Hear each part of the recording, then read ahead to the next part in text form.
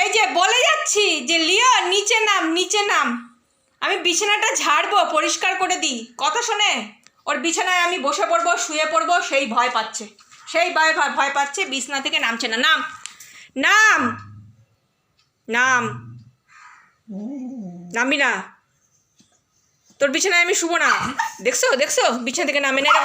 দেখো ঝাঁটা নিয়ে আমি বিছানাটাকে পরিষ্কার করে দিব, করতে দিবে না, বিছানা পরিষ্কার করতে দিবে না। দেখো তোমাদের লিওর কাণ্ড দেখো।